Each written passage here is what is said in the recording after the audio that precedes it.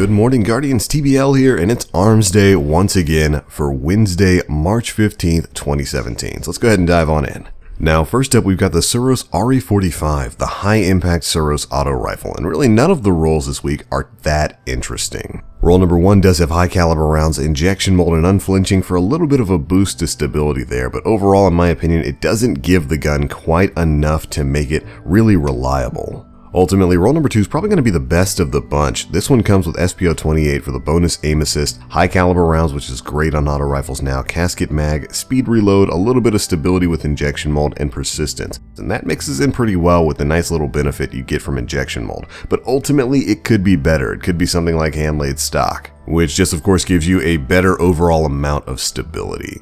Roll number 3 is really nothing to write home about. It definitely doesn't have the combination of perks you're looking for. So ultimately, I would hold on to this package for this week. If you have to pick one up, you're probably going to want to go with roll number 2.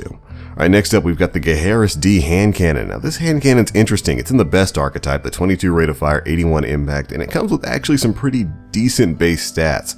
Unfortunately, none of the 3 rolls this week really take advantage of the archetype that this weapon is in. And yes, by that I mean none of them hit the range stat necessary to be competitive. Now, rolls number 1 and 3 do have small bore, which of course give you a benefit to both range and stability at the cost of magazine size. That can kind of substitute for a bigger, better range perk, but the supporting perks really just aren't good enough in my opinion. Crowd control's not a bad perk on this gun, but you're definitely looking for rangefinder as a backup. Ultimately, I would hold on to this package and wait for next week.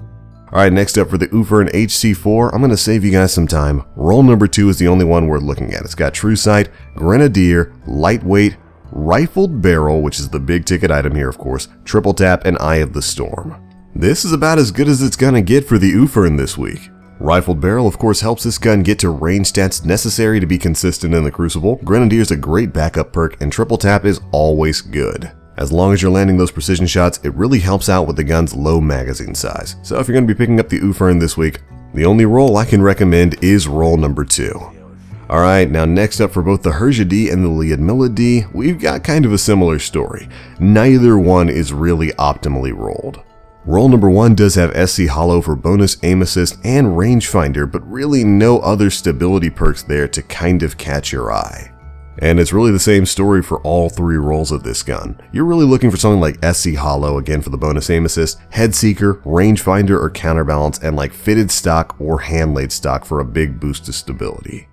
And unfortunately, that's just not the case with any of this week's rolls. Now, a few of them do have injection mold, which gives you a little bit of a boost to stability, but just not enough to make the rolls that come along with it that viable anywhere in the game right now. Ultimately, I'd hold on to your package and just wait for a better roll to come around. And it's kind of the same story for the Lyudmila D as well. None of the 3 rolls have SC Hollow for the bonus to aim assist. Roll number 1 does have crowd control, but nothing really there to support it. Roll number 2 does have glass half full and feeding frenzy, but really injection mold again isn't enough stability to really make that roll worthwhile to me. And roll number 3 is rocking Last Resort, Spray and Play, and injection mold once again. So overall, just some lackluster rolls from the Lyudmila. I could definitely say that you should probably hold on to this for something better.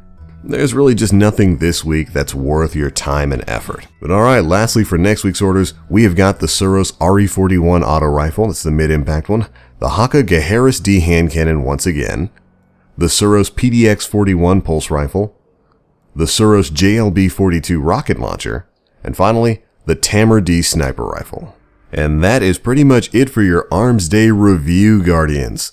Another week, another bunch of packages that we're waiting to turn in. But today's going to be an exciting day nonetheless. Don't forget that later today, 10 a.m. Pacific time, 1 p.m. Eastern time, Bungie is going live with their next sort of ride-along live stream showing off the Age of Triumph. This week, they're going to be talking about the weekly rituals and how that's going to affect the content that you play every single week here in the world of Destiny. And of course, we will be having some wrap-up videos detailing everything we learned from that right here on the channel. So be sure to stay tuned to get all the latest information about the upcoming Age of Triumph. But that's going to be it for this one, Guardians. Thanks so much for watching, and as always, I am the Black Link. You Guardians, stay frosty.